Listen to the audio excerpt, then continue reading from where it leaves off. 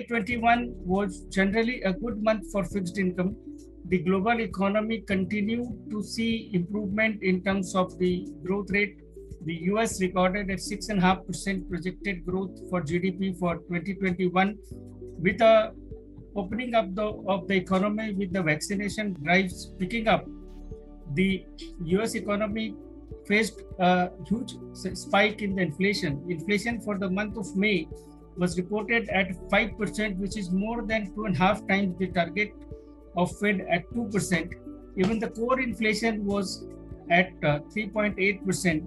However, the Fed officials continue to insist and assure the market that there is no plan to change its monetary policy stance as of now, because they consider the inflation to be transitory in nature and also driven by the supply disruptions that have been caused due to the rapid opening up of the economy, while there are blockades in terms of the supply chains, because many countries in Asia are still under full or partial lockdown.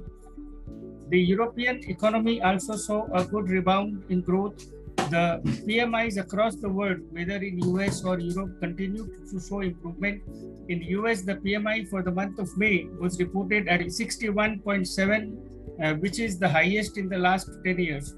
So, in spite of the sharp rise in inflation, the monetary policy stance of the central banks across the big developed countries continues to remain supportive. The ECB at its meeting in June reinforced its continued monetary policy stance to be supportive, and also suggested that its bond buying purchase will continue at the current pace and maybe beyond March 22. The US 10-year yield remained stuck at around 1.6% for better part of the month. However, post the assurances from the Fed and when the market started feeling comfortable, the 10-year yield came below 1.5% in early part of the June. That shows that the market has priced in the inflation and the Fed possibilities, and that the market believes that the inflation has peaked for now, and therefore one can expect the inflation to start stabilizing and possibly ease. We have also seen the most of the metal prices remain around the current levels, and there is some sense of a top formation happening, and that should again possibly be helpful in containing inflation in the developed world in the coming months. That support of the monetary policy stance of the developed central banks also supports the domestic outlook. Besides that, the vaccination pace has again picked up in India. RBI at its monetary policy in the first week of June reinforced its accommodative policy stance. The RBI guidance is absolutely clear that till such time as the economy is on a sustainable recovery path, it will continue to maintain an accommodative monetary policy stance. On top of the 1 lakh crore of government bond acquisition program for the first quarter, RBI announced another government securities acquisition program of 1,20,000 crores for the next quarter of July to September. So that again takes care of the biggest concern of the market at this point, which is the large supply due to large fiscal deficit. Given and on top of that, the inflation fell to 4.29% in May, and for June, we expect the inflation to bounce back to closer to 5%, but then overall the inflation trajectory remains pretty benign and contained. The RBI projections for the CPI for the full year FY22 is at an average of 5.1%, and within that the highest mark is 5.4. So therefore, an RBI which is already decided to keep interest rates low gets a bigger elbow room because of the softer and benign inflation scenario. On top of this, RBI mentioned about the domestic orientation of the monetary policy, which means that RBI will possibly focus on the domestic factors and possibly ignore even if there is a slight rise in the bond yields in the global market.